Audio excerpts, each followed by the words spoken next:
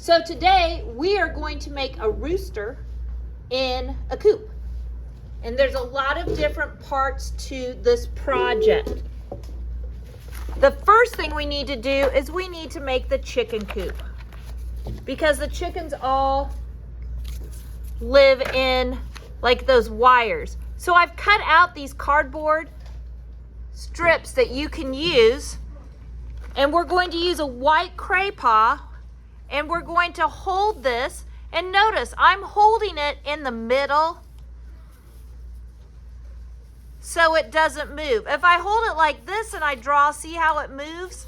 So I want to push kind of hard to hold that down so it's not moving, and this way I can draw all these really great straight lines.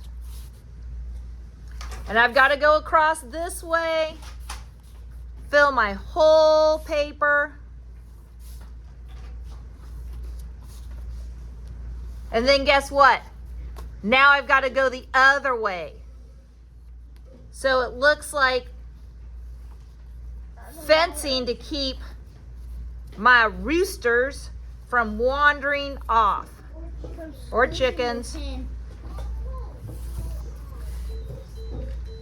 So I'm going to keep going and going and going and going.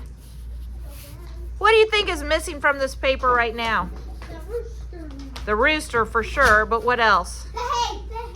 Nope, my name. So I need to make sure I put my name somewhere on. Once I've got my background done, awesome, I can put that aside. Your rooster can be any kind of color. So I've got a light brown, I've got a black, I've got a dark brown, and I've got white. So you're gonna pick what color paper you want for your rooster. Then we're going to use browns, grays, blacks, some whites, all sorts of colors. You could even use a little bit of yellow. And I'm going to start in this corner, and I'm going to start making some feathers. Ooh, pretty. And I'm going to fill my whole page with feathers. White and black. And we'll look at some pictures of some roosters and chickens, because some of them have such beautiful patterns in their feathers. They might have some spots on them. They might have it. I'm going to use some gray. And now, even better, we've talked about overlapping. Overlapping is when I go over the top of something else. So I want this gray to kind of overlap with my black, and it's blending those colors together as we go. And then white tea. And I'm kind of all going, notice I'm going in the same direction. I'm not going this way. I'm kind of getting them all to go this way, because all the feathers kind of lay in the same direction on. Please stop. You're moving the table. And just for fun, I'm going to add a little bit of this light brown in there. So we should all use 2 to 3 colors when we're making our rooster. When you're done with that, now we are going to trace our rooster pattern. I think it's easier if I turn my rooster over and just draw on the white side, because then I can see my pattern. So I've traced my rooster. Now I'm going to trace my wing, and my wing just barely fits right in there.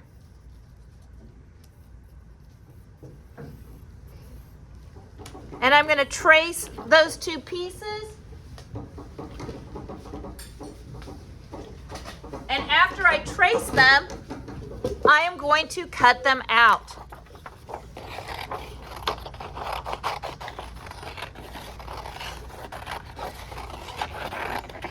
La la la la la, cutting my rooster out.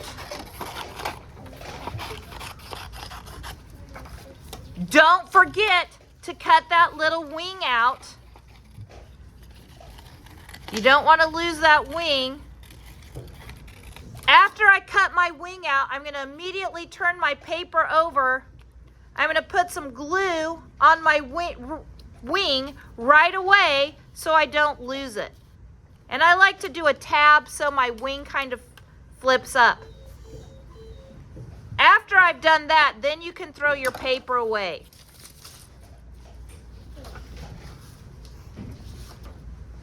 Now, you will be able to come and get an eye and a comb. And a comb is that red piece that sits on top of the comb is that red piece that sits on top of your rooster head. And I've got my beak that goes right there. And I've got an eyeball.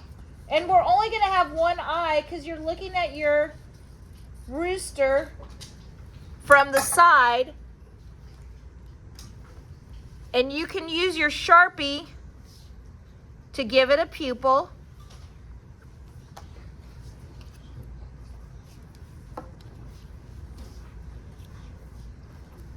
So there is my rooster. And we'll see if we can get this much done today. And I'll glue my rooster on my cage. And then if we have time, we'll do our straw, our hay on the bottom.